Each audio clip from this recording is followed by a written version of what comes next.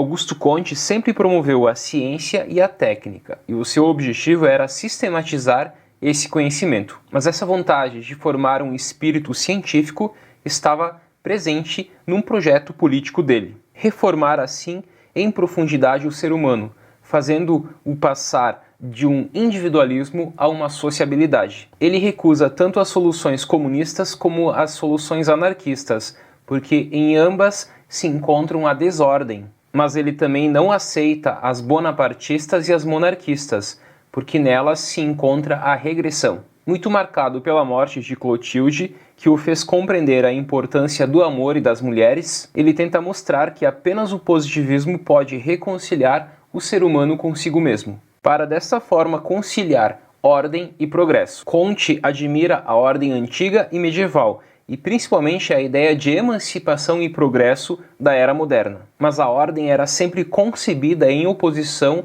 à ideia de progresso, porque se assimila à ordem a imobilidade estática, e o progresso se assimila à ideia de revolução destruidora. A grande questão dele é: será que não podemos conciliar ordem e progresso? Em suas palavras, o progresso é apenas o desenvolvimento da ordem, mas uma ordem pensada, voltada para a sociabilidade, voltada para o universal, que reconcilia o que a história da humanidade separou até aquele momento, como, por exemplo, razão, coração e ação. Comte descreve a evolução do espírito humano por meio da lei dos 3 estados. E o que são essas leis? Na sua obra Discurso sobre o Conjunto do Positivismo, de 1848, ele diz o seguinte: primeiro, a era teológica, a primeira lei, onde se representam os fenômenos como produzidos pela vontade mais ou menos arbitrária de agentes sobrenaturais. Depois, a segunda lei, a era metafísica, onde se explicam os fenômenos que remontam a causas, por forças abstratas. E por fim, a terceira lei é a era positiva, na qual não se busca a origem e o sentido do mundo, mas onde se descrevem as ligações entre fenômenos de modo real, útil e objetivo, as leis científicas. Então aqui nós temos a era teológica, a era metafísica e a era positiva. O espírito, segundo ele, chegou espontaneamente ao estado positivo, ao terceiro estado. Em suas palavras, o espírito positivo é o espírito que não leva em conta senão o que foi observado de modo racional e científico. É preciso, certo e real. Agora é preciso sistematizar a existência humana em seu conjunto. A sistematização teológica era efetivamente afetiva. A metafísica era especulativa. Já a sistematização do positivismo vai combinar 3 elementos da natureza humana: o espírito, a ação e o coração. Essa sistematização que combina o espírito, o coração e a ação é válido no nível individual, mas também no nível coletivo. Quando falamos de espírito, coração e ação, estamos falando de filosofia, de moral e de política. Quando falamos de filosofia, estamos falando dos filósofos. De moral, o Comte cita o exemplo das mulheres.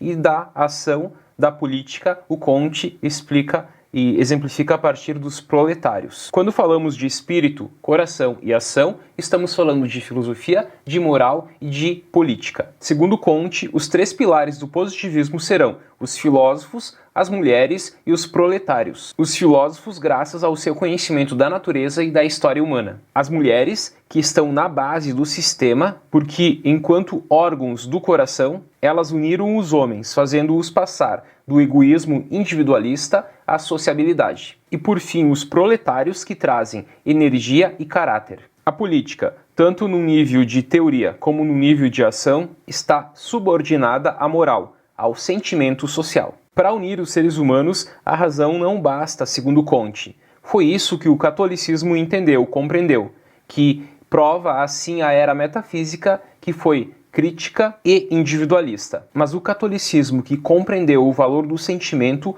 continua sendo muito individualista, nas palavras de Comte. Comte, assim, pretende fundar uma religião verdadeira, ou seja, que reúna realmente os seres humanos numa unidade orgânica. Para isso, ele precisa reconciliar ciência e religião em torno de um grande culto da humanidade, onde se poderá adorar os grandes homens do passado e do presente. Assim, o indivíduo se compreenderá como o elemento de um grande ser e compreenderá que ninguém tem direito senão o de fazer o seu dever, subordinando assim a personalidade à sociabilidade. Comte está defendendo aqui então um culto da humanidade, sem Deus e sem rei. Em última análise, podemos dizer que positivismo, nas palavras de Comte, é um sistema que liga a ciência, a política e a moral. Ciência, política e moral.